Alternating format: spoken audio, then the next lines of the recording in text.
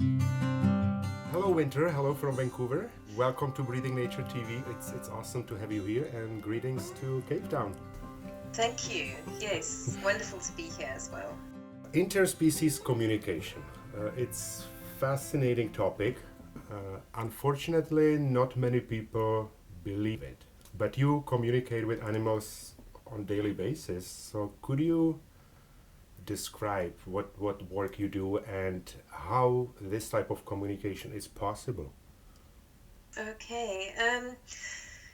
Paul, it's basically intuitive communication. So it's really working with your intuition and working on a completely different level to how people normally work with animals on a purely physical level.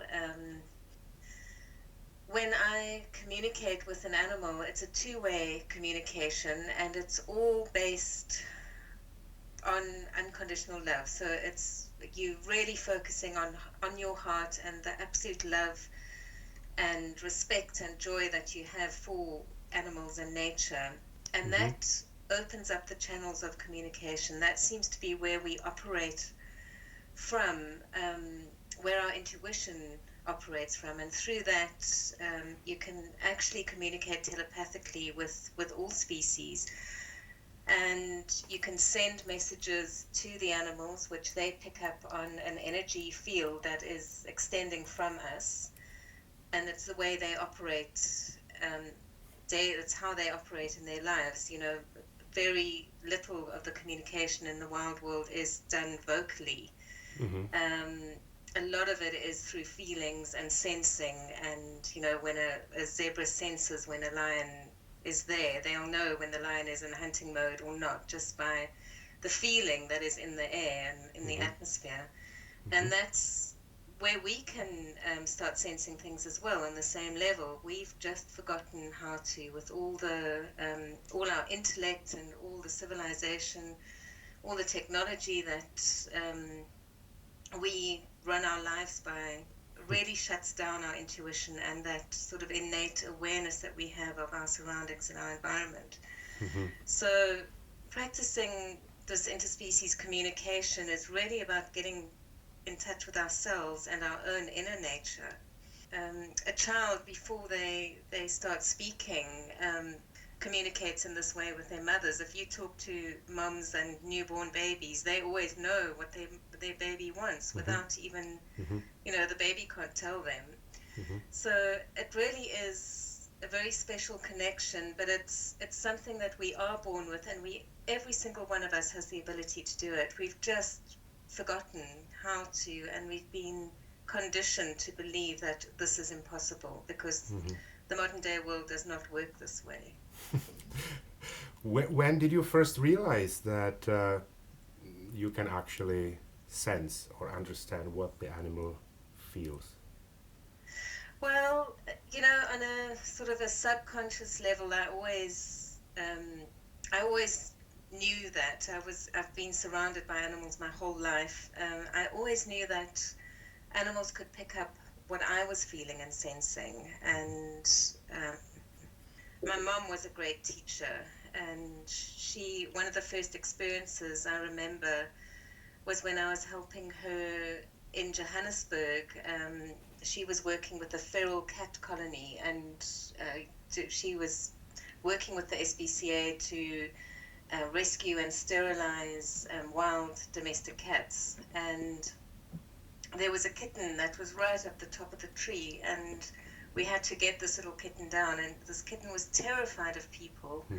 And my mom we sat down at the base of the tree, and my mom said to me, Wynter, we're going to think this kitten out of the tree. So just tell the kitten in your mind that you love him and that we're going to take care of them and that he needs to come down. And that was the first experience. And maybe a little bit longer than 5 minutes, but maybe 15 minutes later, that little kitten was on the ground next to us, and we were Mm-hmm. able to take him home and tame him and rehome him. Wow. And that was the first time I realized consciously that animals can hear our thoughts or pick up our thoughts. Hmm. But it was only as an adult that I started realizing that we could do the same. And sort of in my late 20s, I came across Amelia Kincaid's book, Straight from the Horse's Mouth, and that really opened my eyes and thought, I just want to do this. And that's when I started really consciously starting to practice communicating with the animals on this level. Wow. And actually, you said you open your heart and it's a level of love, but do you actually involve thinking at all, or you completely switch your mind whatsoever? Well, what's interesting is once someone actually hooked me up to one of these bioresonance machines where they measure your brain waves and the activity in your left brain and your right brain. And during the communication, they hooked me up while I was practicing a communication. And what was interesting, when I was tuning in to the animals and sending that love and receiving the images and the feelings and the thoughts in inverted commas, my right brain was active. But when I was translating it in, like, sort of writing it down, that's when the left brain becomes active. And actually both sides of the brains work in resonance with each other when you're doing this work. So it's not about thinking. When you're actually doing the communication, it is just about feeling, and you let all your intellect and all your knowledge that you've learned in the world go. You try and push it to the side, and that's when you know you're truly receiving information from the animals and not from your own mind or your own thoughts or your own learnings. Right. Okay. Yeah. Sorry. Go ahead. I was just going to say, does that make sense? Absolutely. How I described it? Absolutely. So when you are actually facing the animal, when you are in front of an animal, do you start that communication yourself, or you just get yourself to that state and just wait for the animal to start first? How that works? I think it depends on the situation, but usually, especially if you're in a wild situation, sort of in the African bush or in nature, in the forest, the bird, you just get yourself into that state, which is really stilling the mind and going into your heart space and being very calm and centered and sending out love. That's all you really need to do, is sending out love to nature or to that specific animal.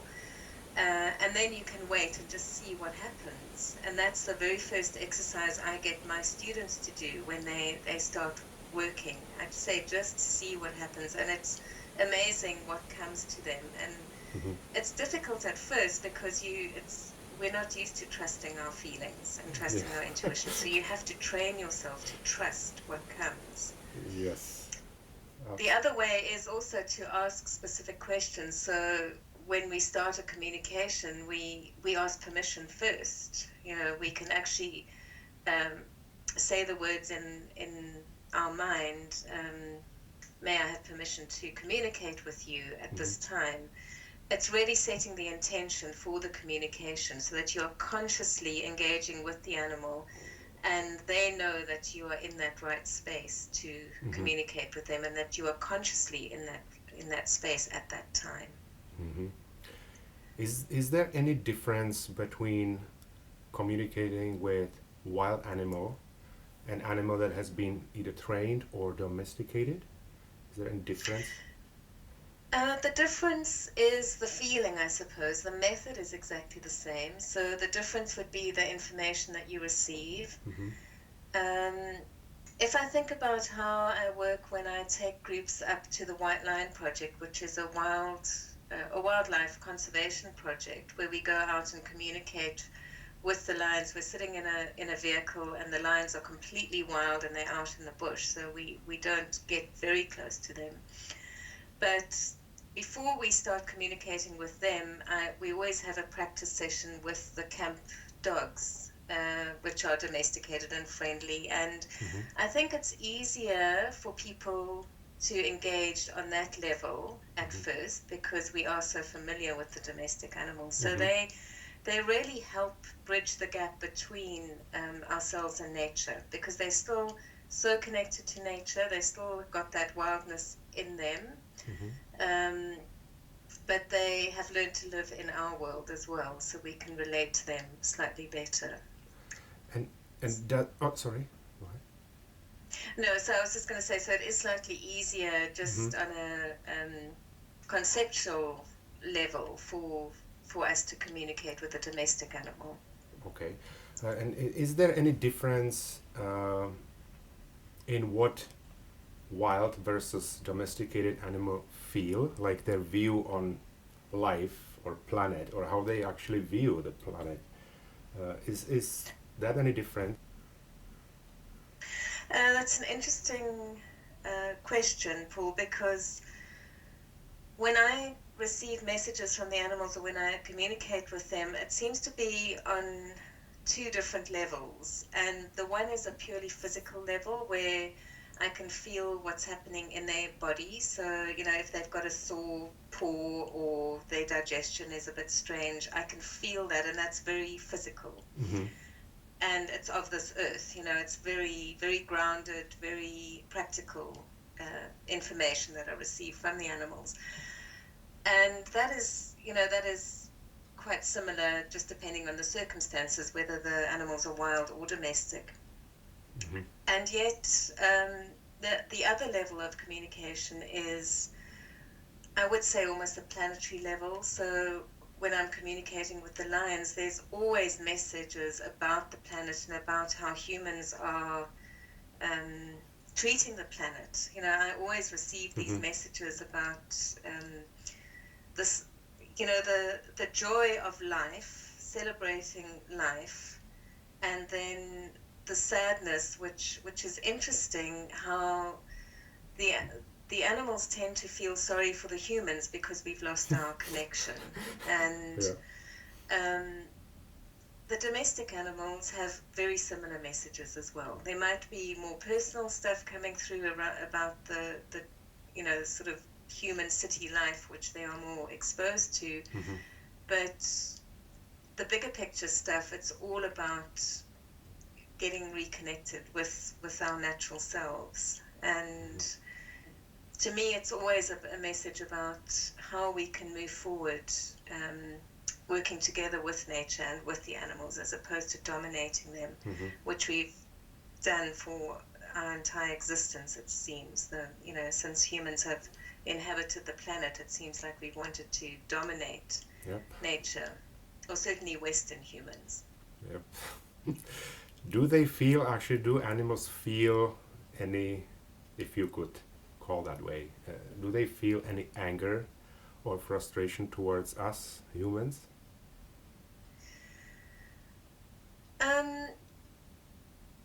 Again, it's individuals. I think there's a frustration that we're just not getting the message, no matter how hard they try and show us, and how much suffering they go through. Very few of us are actually getting the message that the way animals are treated in this day and age is just not working. It's not working for the animals, it's not working for the planet, and it's not working for the human species, the human race.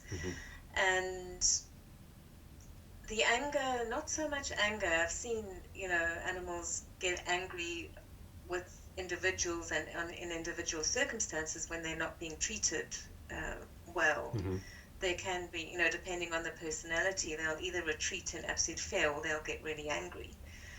But on a bigger picture level, and I think it's more of a frustration and actually a concern for us and the well-being of the environment. Right. What was the most moving or inspiring or emotional or life-changing information or message that you ever received from an animal? Oh, there's been quite a few, but the one that's coming to mind as I've been speaking was one with an elephant that had been rescued as an orphan, and I think there's a small video of it on my website where it was captured on video, this communication, where she had such trauma in her life. She had been part of one of these big elephant culls, and her whole family had been annihilated. And then she was taken to an elephant park, supposedly rescued, and treated okay where she was when I met her. And I expected her to feel, very traumatized by her past, but the greatest message was of concern for the human race, and feeling so sorry for humans and for their great separation sickness. She was more concerned about me as a person and the rest of the human race than she was about her family and the animals, which struck me. It was a surprise. This was quite a few years ago, and I hadn't really got that message until then. And so now I've been, that's why I think my mission in life is to really help people to get more connected to the animals and nature, because that's the only way we're going to help them. How did the working with animals pretty much all your life, how is it helping you to increase your consciousness, if that is the way to say that? Well, it helps in so many ways. Before I started doing this work in a very serious way, I used to suffer a lot from depression, and for no reason, for seemingly no reason. I think a lot of sensitive people do suffer from depression because of the state of the world, and you feel like you can't be doing anything. But the moment I started consciously connecting with animals and working with them this way, it gave me a new sense of purpose, and I don't suffer from depression anymore. I can honestly say that, the animals have helped me through just daily life, which can be really difficult. I think humans suffer greatly on this planet, in a physical and an emotional and spiritual way as well. And the animals, no matter how much suffering you see, there's always a bit of joy there. And it's the joy of nature and the joy in the animals, which they are always celebrating, that keeps me going. And I think that's one of the greatest messages from the animals, is to celebrate and to be joyful about life, rather than focusing on the suffering and the anger and the destruction that's going on around us. That must be maybe difficult thing to take for a lot of people, but obviously we can all learn from animals. Definitely, I think they are the greatest teachers in the world. They really show us how to live, and yes, I think they can show us how to help protect the animals, how to protect ourselves and protect nature and the environment. But they can also just show us how to cope with life. They live in the present moment. They don't keep on looking back at their traumatic past, which is a great thing that us humans do. We always blame our terrible lives on our parents or our childhood. They just get on and do it. It's the present moment and their circumstances right at this time that count. And it's a very good space to be in, if you can connect into that space. So they don't feel bitter after 5 years about some event. No, they don't. I mean, they don't forget it. So they might react if something similar comes into their lives. They might, a dog that's been beaten will, if he sees a man with a big stick, he might go into cowering mode again. But they certainly don't hold grudges. Not that I've seen anyway. Right. You mentioned that you can communicate with any animal. including insect, and it doesn't have to be a beautiful mammal. What about plants or rocks?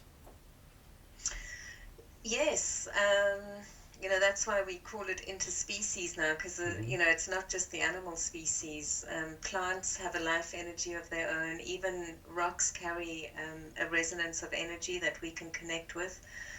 And I mean, it can be quite complicated if you try and explain it, but we definitely can be connected with anything and everything that is of this world and of this planet.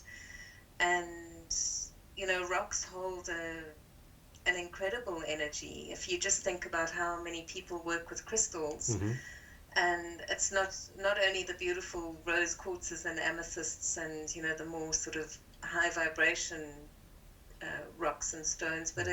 it's also just the rocks that are in the earth, the real, Hmm. just that the planet is built on, the brown normal, striations of the Hmm. earth hold Hmm. the earth energy as well, that we can connect with. Would you have any tip for us? Let's say when we are on a walk in a park or wherever, how to connect? I think the first thing to do is to still your mind. So if you find yourself thinking about the shopping that you have to do or the work that you have to get back to, just push those thoughts away and go down into your heart space and really start observing what's around you. So look at the trees, listen to the birds, and really feel that love that you have for nature and how peaceful it all feels when you walk in there. And then see what happens. You'll be surprised at how much you'll start seeing and Hmm. how the birds will come closer, and you'll just be more aware of everything. And I think that's the very first step to starting to consciously communicate and connect with other species, is just to be still and to be aware Hmm. and going into that heart space and stilling your mind more than anything else, because when our mind is racing, we're giving off an energy that is very disruptive to others, and they can pick that up. So they'll stay away from us. The birds Yeah. and the bees and the butterflies, they'll just avoid us because they don't Hmm. really want to be in that energy Absolutely. that's anxious and busy. They like the calm, beautiful feeling energy that we can give out as well. Hmm. You are offering online courses. Could you tell us where people can find more information about it, or how can they connect with you if they want to know more about this? Yes, thank you. All the information is on my website, which is animaltalkafrica.co.za. And yes, pretty much everything about the online academy is there. And yeah, it's becoming quite a popular course because people can work through it at their own time. It's a mentorship course as well, so quite Hmm. a lot of interaction with me one on one, and lots and great community support, because there's a community of students that I have globally that help each other and assist each other as well. But Hmm. everything's on my website, animaltalkafrica.co.za. Well, it's great to hear that people are more and more interested in connecting with nature. That's a good news. It's very good news. When I started this about 15 years ago, people used to laugh at me, if I had to be interviewed on radio or something. But now it's quite natural for people to not think much of it. Think, oh, well, Hmm. this is natural. This Hmm. is okay. And it is wonderful to see how people are becoming more aware and more conscious of Hmm. these things as well. There is hope. Which is a good thing. Yeah. Um, what are your plans for the future? Any exciting projects you working on or you are planning to work on? I've got a few workshops coming up in Europe, one in Wales and one in Norway, which the details are on my website as well. And then a continual project is the White Line Trust, the Global White Line Protection Trust. And Actually, at the moment, there's, and maybe people can look out for it, there's a campaign called the One United Raw campaign, which is heading up the CITES conference, which is happening here in South Africa in September. And it's raising awareness of how lions need to be protected from hunting. And CITES, which is the governing body that lists endangered species, how they need to actually upgrade the protection for the African lions, because at the moment they are at risk of being downgraded. So this project, it's if you look on whitelions.org, there will be information about it, and it's a competition, sort of a talent competition for young people to raise their voices for the lions, to make a difference. And can everyone can get involved or can visit that event, or how that works? Is it? Everybody can get involved. I'll put a link up on my website when it's the One United Raw website is going to be launched tomorrow, I think. So, which is the 19th of August. So, I'll put that up, and if anybody is interested, it's a global event, a global online event to support the lions of Africa and all of nature. If you support the lions, you're supporting everything, because they kind of the apex keystone species. Absolutely. Wynter, it was a delight. Thank you so much for this conversation. Thank you for all your beautiful work you do. And I wish you all the best. Oh, thank you, Paul. It's lovely that you're sharing, all this information as well, and the work you're doing. So it's an honor and a pleasure to be interviewed by you as well. Thank you. Thank you, and have a beautiful day. Thanks a lot. And you. Thanks.